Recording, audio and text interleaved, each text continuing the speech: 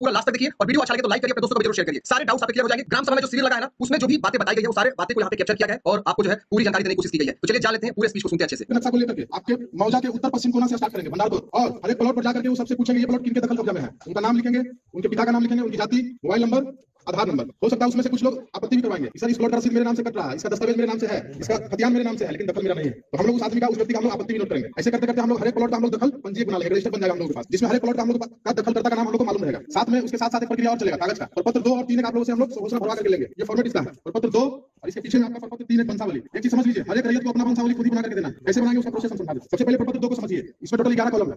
ऊपर हेडिंग देख लीजिए आपका रजस ग्राम का नाम, उसके बाद थाना नंबर, हल्का नंबर हो सकता है बहुत लोगों को नहीं पता होगा, हल्का नंबर खाली छोड़िएगा, पुलिस थाना अंचल जिला। उसके बाद कॉलम नंबर 1 आपका रैयत का नाम या हिस्सेदार का नाम। अगर एक लोग फॉर्म भर रहे हैं तो अपना नाम लिखेंगे, अपने पिता का नाम जाति पहला कॉलम में। अगर मानकर चलिए पिता के 3 लड़के हैं, उन लोगों के बीच बंटवारा नहीं हुआ है, वो तीनों भाई चाह रहे हैं कि उनका आपस में साथ में खतियान बन जाए, तो वो जो फॉर्म भरेंगे तीनों, उसमें तीनों भाई का नाम मेंशन होगा, पिता का नाम होगा। ऐसा भी आपका होगा कि 5 पात्र हैं, बंटवारा नहीं हुआ, मौखिक बंटवारा, और 4 है कि नहीं साथ में खतियान बने, तो 5 लोग इसमें अपना नाम डालेंगे। एक लोग हम उदाहरण देते हैं, मान के चलिए श्याम सिंह अपना फॉर्म भर रहे हैं, तो रैयत के नाम में श्याम सिंह, पिता का नाम अपना नोट करेंगे, वो अपनी जाति नोट करेंगे, भूमिहार हो गए, यादव हो गए, जो भी आप मानते हैं, जो भी जाति अपना नोट करिएगा। कॉलम नंबर 2 आपका स्थायी पता का है, अपना ग्राम, पोस्ट, थाना प्लस जिला। उसके बाद आपका आता है खाता, खेसरा, रकबा, चौहद्दी। कॉलम नंबर 3 से लेकर 6 तक। मानकर चलिए आपके पास 10 प्लॉट है, एक प्लॉट का उदाहरण देते हैं, खाता नंबर 40, खसरा नंबर 1150 में 10 डिसमिल आपका जमीन है, तो खाता में 40 भरिएगा, खसरा में आपका 1150 आ जाएगा, और रकबा में आपका 10 डिसमिल होगा। बहुत कम ही ऐसा प्लॉट है जिसका रकबा आपका एकड़ में जाएगा। अभी चूंकि सर्वे हुआ 115 साल से ज्यादा हो गया, नक्शा आपका हो सकता है 10 एकड़ का प्लॉट होगा, लेकिन स्थल पर हो सकता है उसमें 50 प्लॉट नया बन गया होगा, तो जोत आपका भी बट गया है, जो भी प्लॉट आपका है सब डिसमिल में मिलेगा। फिर आपका आता है चौहद्दी, हर एक प्लॉट का आपको चौहद्दी लिखना है। इसमें चौहद्दी जो आप लिखिएगा वर्तमान दखलदार का, ये नहीं कि दादा के नाम से लिख दिए, दादा कभी गुजर के 50 साल पहले, जो अभी जो लोग जमीन जोत रहे होंगे उसका चौहद्दी नाम मेंशन करना। अपना जमीन है उसका 4 चौहद्दी होगा चारों तरफ से, उत्तर दक्षिण पूर्व पश्चिम। उत्तर में श्याम सिंह, दक्षिण में राधा देवी, पूर्व में पैन, पश्चिम में सड़क। ऐसे करके आपको हर एक प्लॉट का चौहद्दी मेंशन करना है। चौहद्दी जो लिखिएगा जान लीजिए जीवित आदमी का नाम लिखिए। फिर आपका किस में जमीन आपका किस तरीके का हो सकता है, उसमें घर बना कर रहा है, या हो सकता है उसमें 2 फसल होगा, उसमें आपको धनर भर देना है। एक फसल अगर साल भर में होगा तो आपको उसको भीट भरना है, अगर 10 साल से बढ़ती होगा तो वहां बढ़ती भरा जाएगा आपका। फिर है शेष को छोड़ करके लगाना। अभी आपका जो रसीद कट रहा है वो सब लोगों के पास डिजिटल रसीद होगा, कंप्यूटर का रसीद। अभी से 5 साल 7 साल पहले हाथ वाला रसीद कटता था, तो कंप्यूटर से जो रसीद कट रहा है उसमें देखिएगा शेष को छोड़ कर लगाना लिखा हुआ है, वो भरना है तो भरिए, नहीं तो अगर नहीं मालूम है तो उसको खाली छोड़ दीजिएगा। फिर आपका जवाबंदी संख्या, हर एक लोगों के पास रसीद कट रहा होगा, कुछ ही लोग ऐसा होंगे जिनके पास रसीद नहीं होगा। ये समस्या तब आएगा जब आपका दस्तावेज जमीन रहेगा। खतियानी जमीन जिनके पास होगा उनका रसीद किसी न किसी के नाम से होगा, हो सकता है आपके नाम से हो, या आपके पिताजी के नाम से हो, दादाजी के नाम से हो, बाबा के नाम से हो, दादी के नाम से हो, रसीद आपके नाम से मिल जाएगा, उसका जवाबंदी संख्या आपको नोट कर देना। फिर आपका कॉलम नंबर 10 है भूमि पर दावा का अधिकार, जो भी आप खाता कैसे भर रहे हैं, वो जमीन आपको कैसे हासिल हुआ। हो सकता है वो जमीन आपका खतियानी जमीन होगा, मतलब क्या 1905 में जब आपका सर्वे हुआ आपके किसी वंशज के नाम से खतियान बना था, वही जमीन आपके वंश में नीचे आते जा रहा है। दूसरा जमीन आपका होगा आप खरीदे, आपके पिताजी खरीदे, आपके दादाजी, आपके कोई पूर्वज खरीदे किसी से, वो आपका दस्तावेज का जमीन हो गया,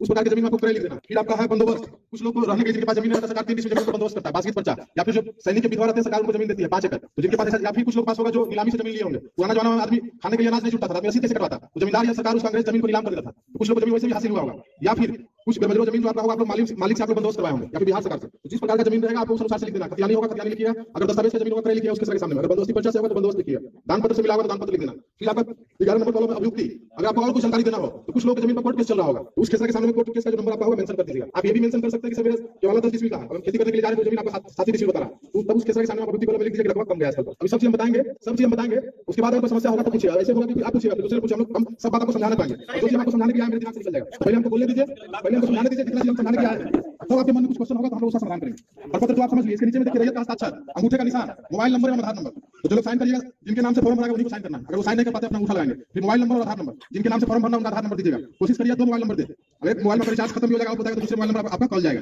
प्रपत्र तो आप समझ लीजिए। फिर आपका है प्रपत्र 3 एक वंशावली, अभी बताया कि वंशावली 2 तरीके से बनता है, इससे पहले आप लोग सरपंच से बनवा रहे थे, अभी नियम कुछ चेंज हो गया, उसमें पंचायत सचिव को भी ऐड कर दिया गया उस प्रोसेस में, लेकिन ये ध्यान रखिए हर एक रैयत को खुद से ही वंशावली बना करके देना है। अब वंशावली का जरूरत किनको आएगा, आपके प्रभावा के नाम से जमीन आपका रसीद है, केवाला है, खतियान आपका है, और प्रभावा चले गए ऊपर, कागज उन्हीं के नाम से, उस कंडीशन में आपको प्रभावा का नाम लिखिएगा और उनसे नीचे आपको बनाते जाना, जहां पर पहला जीवित आदमी मिल गए वहां पर वंशावली हिंद हो जाएगा। मानकर चलिए मेरे प्रभावा के नाम से जमीन था, मेरे पिताजी भी जिंदा है, दादाजी भी चले गए, तो वंशावली जो बनाएंगे प्रभावा का लड़का, अगर तीनों का नाम मेंशन करेंगे, उन तीनों से कितने लोग हुए सबका नाम मेंशन करेंगे, पिताजी पर आकर के रुक जाएंगे, फिर मेरा नाम वंशावली में नहीं आएगा। अगर दादाजी जिंदा है तो दादाजी पर ही स्टॉप हो जाएगा वंशावली, मतलब पहला जहां जीवित मिल गए वहां पर आकर के खत्म हो जाएगा। इसमें भी कुछ आपको भरना, अंचल आपका हो गया। अब देखिए कॉलम 3 दिया हुआ है, जहां पर 5 लोग मिलकर जहां फॉर्म भरेंगे वहां पर उनको समस्या आएगी, फिर छोटा-छोटा लिख के 5 लोग का नाम इसी में लिखना है आपको, क्योंकि जो फॉर्मेट है उसी में भरना। 3 लोग तक के लिए सफिशिएंट फॉर्म वंशावली वाला। उसके बाद फिर आपका देखिए इसमें कॉलम है निवासी, ग्राम, पुलिस थाना, अंचल, जिला, जाति। फिर आपका देखिए लिखा प्रपत्र 2 में अंकित है स्वर्गीय, अभी 90% लोगों के पास जो रसीद आपका कट रहा है जवाबंदी वो उनके नाम से काम है, जो पृथ्वी पर है नहीं, तो स्वर्गीय में उनका नाम आएगा, उनके पिता का नाम। फिर आपका राजस्व ग्राम, और फिर आपका आएगा ग्राम, जिनके नाम से रसीद कट रहा है उनका पता भी पूछा जा रहा है, जो आपका पता होगा, दादा का भी पता होगा, तो पता आपका सेम हो जाएगा। फिर आपका जवाबंदी क्रमांक संख्या, जिनके पास 1-2 जवाबंदी को भर दीजिएगा। उसके बाद फिर आपका है अंकित खाता संख्या, एक चीज समझिए, हो सकता है किसी के पास 8 खाता में जमीन होगा, 10 खाता में होगा, तो केवल लिए होंगे तो अलग खाता में जमीन हो जाएगा, इतना यहाँ पर स्पेस नहीं है, 200 खाता का मेंशन कर पाइएगा, 1-2 खाता लिख के वगैरह कर दीजिएगा। फिर आपका खेसरा संख्या, अगर आपके पास 2 प्लॉट है तो आप आसानी से भर दीजिएगा 2 खेसरा, जिसके पास 30 प्लॉट होगा तो उसको 1-2 प्लॉट को लिख के वगैरह कर देना। फिर आपका है रकबा, रकबा में टोटल जमीन जितना होगा सबको जोड़ करके लिखना है, कट्ठा बीघा में नहीं भरना, कॉलम डिसमिल में रहेगा, जो भी आप रकबा मेंशन ऑप्शन करिएगा वो आपको डिस्मिल में करना है या फिर एकड़ में करना है। फिर आपका याचिकाकर्ताओं का हस्ताक्षर, जो लोग फॉर्म भरेंगे उनका साइन होगा। 3 लोग फॉर्म भर रहे हैं, तीनों का ज्वाइंट, तीनों का साइन होगा। 5 लोग भर रहे हैं, 5 का साइन होगा। इसी के पीछे में आपको वंशावली बनाना है। अभी सब बताएंगे, अब जब जा रहे हैं कहीं जल्दबाजी है, सुनिए, इसी के पीछे आपका वंशावली बनेगा। जैसे बोले अभी बाबा के नाम से जमीन है, उनका वंशावली आपके दादाजी के नाम से जमीन है। कुछ केस में ऐसा होगा जिनके पास कागज अप टू डेट है, मान के चलिए मेरे नाम से सब जमीन है, हम जोधपुर में 20 साल से, सारा कागज मेरे ही नाम पर है, हमको वंशावली पीछे बना करके देने का जरूरत नहीं। वंशावली उनको देना जरूरी है जो कागज है लेकिन वो जिंदा नहीं है। इसी के पीछे फिर एक चीज और है, देखिए वंशावली में 2 पेज, इसमें भी सेम आपका वही जो प्रपत्र 2 में आप भरे, रैयत का नाम, पिता का नाम, अस्थायी पता, खाता कैसा रखवा। अभी प्रपत्र 2 में हम बोले हर एक प्लॉट का चौहदी लिखना है, इसमें लगा चौहदी, लेकिन उसको खाली छोड़ दीजिएगा, इसमें चौहदी नहीं भरना। फिर आपका चौहदी संख्या भरिए, साइन करिए।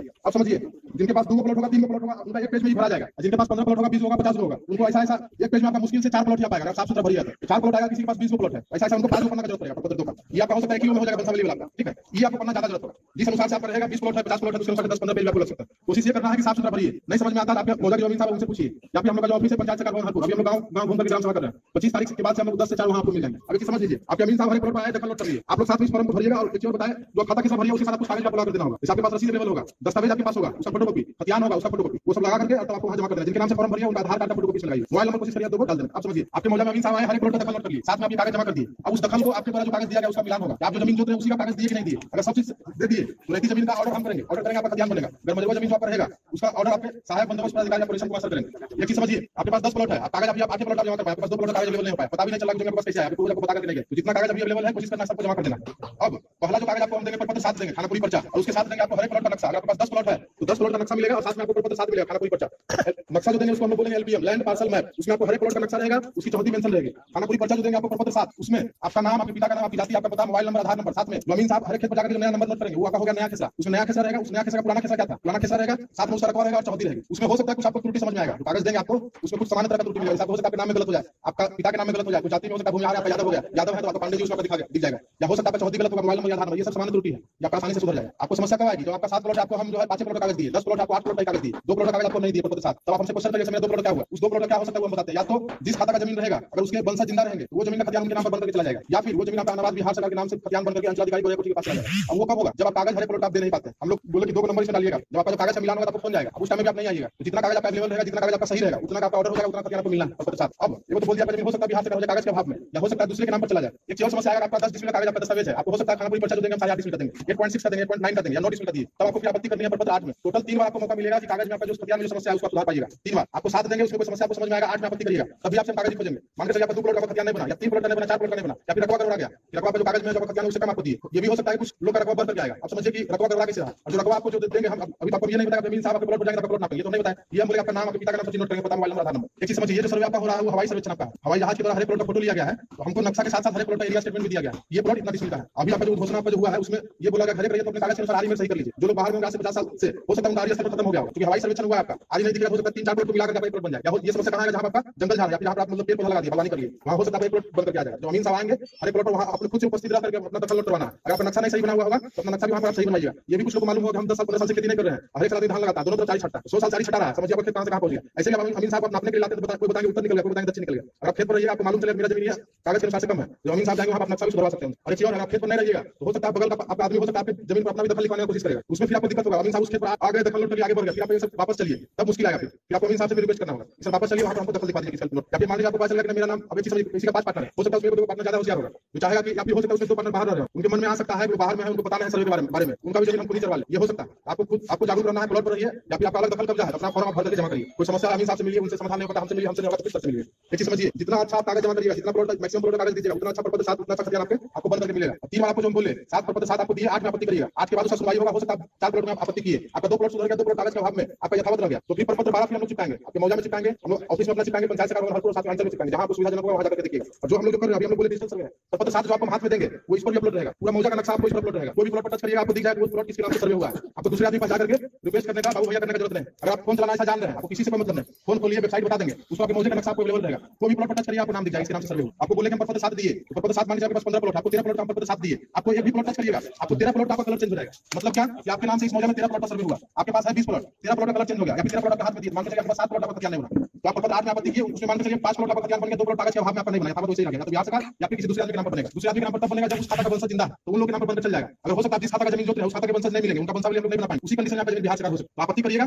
उसमें आपका सुधार होगा, प्रपत्र 12 चिपका दिए, उसमें भी आपको कोई समस्या आएगा तो फिर प्रपत्र 14 में आपत्ति करिएगा। 14 में भी आपका समाधान नहीं हुआ, 2 बार आपको मौका हम लोग ऑफिस लेवल पर देंगे सुधार करवाने का कागज में, प्रपत्र 8 और प्रपत्र 14। उसके बाद भी हो सकता है कुछ लोग बाहर बजा रहे होंगे या फिर जिनको सर्वे में इंटरेस्ट नहीं रहेगा कि हाँ ये सब ऐसे खेला हो रहा है, सरकार ऐसे ही परेशान करती है। अगर बाद में वो जाएंगे तो प्रपत्र 21 में जाकर बंदोबस्त कार्यालय सिवान में आपत्ति करेंगे। यहाँ तो आपका एक अंचल का हम लोग सर्वे कर रहे हैं, बंदोबस्त कार्यालय सिवान में आपका जो आपत्ति करेगा पूरा जिला का गिरेगा। ये चीज समझ लीजिए, यहाँ पर कम यहाँ पर काम आसानी से होगा। बंदोबस्त कार्यालय सिवान जो आपको जाना होगा तो आपको तकलीफ महसूस होगा। तो कोशिश ये करना है कि अगर कोई पहला चीज अपना कागज दे जाएगा, सब खतियान सही से मिल जाएगा। हो सकता है उसमें कोई समस्या होगा, आपत्ति करिएगा, ऑर्डर करेंगे, अमीन साहब जाएंगे, और चूंकि जमीन आपका स्थल पर ही है, अगर आपका घर रहा है तो बगल वाला जमीन बढ़ेगा, अमीन साहब आएंगे, चेक करेंगे, नाप करके आपका जमीन का नक्शा सुधार देंगे, आपका खतियान सही बन जाएगा। 3 बार में भी अगर कुछ लोग नहीं सुधार पाएंगे तब फिर आगे कोर्ट का रास्ता देंगे, यहाँ से लेकर के आपका पटना और दिल्ली तक भी हो जाएंगे। एक चीज समझिए, बोले 25 जिला पर रिवीजन स्टार्ट हुआ था, जिनका जमीन कैडस्ट्रल